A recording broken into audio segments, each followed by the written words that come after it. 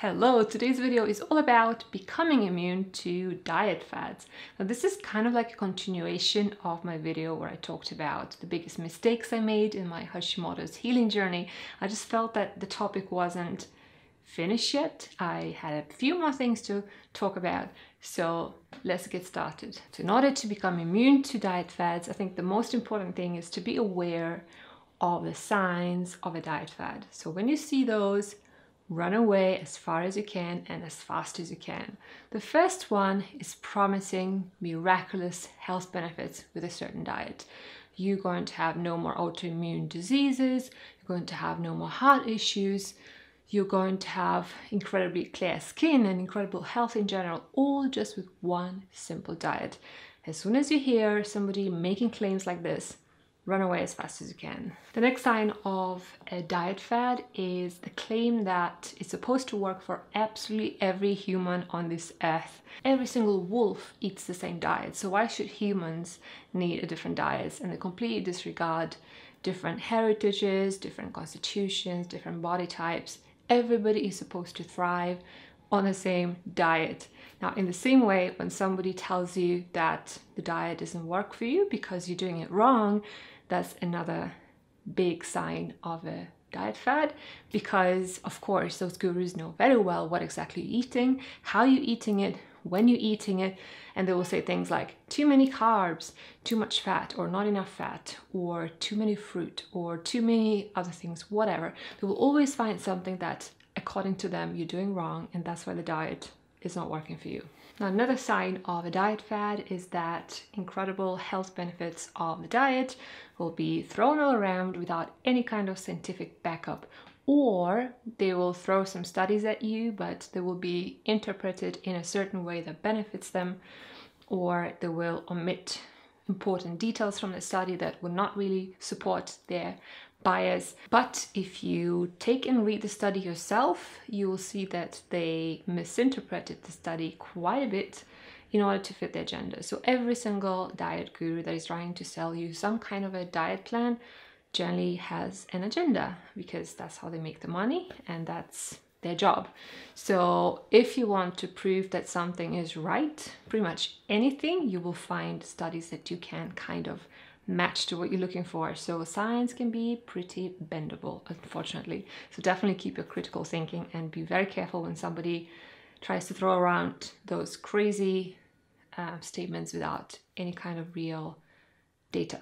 And also, whenever you search for any kind of studies or data articles to prove that something is right, make sure you always read different sides of the story, because whenever you read, let's say, the paleo side, it might sound very credible, and you might read the vegan side, it might sound very credible as well, but only when you read different sources from different sides, only then you can see the real truth, and only then you can really think critically and you can make an informed decision. Another sign of a fad diet is a huge list of so-called bad foods, and that's normal because the aim of any diet fad is to create fear of food.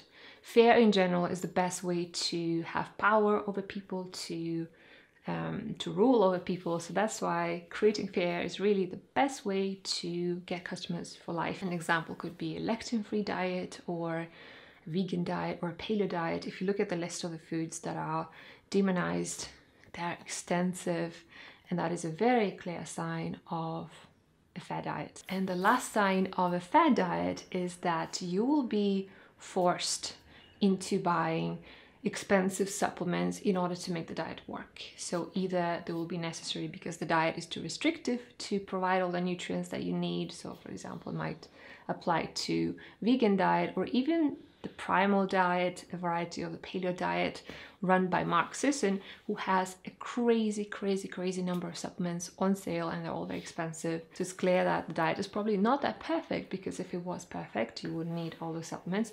Or they might be selling you supplements that are supposed to prevent or protect you from some dangerous food like lectins. There might be a lot of different products, but really, if the diet is so good, you should not be it should not be necessary to buy all these expensive supplements in order to feel good. And just a few more tips to end this video. Make sure you always listen to your body above everything else, above any experts, above any well-wishing friends or family members, or even any doctor. Sometimes you are the one who knows your body best.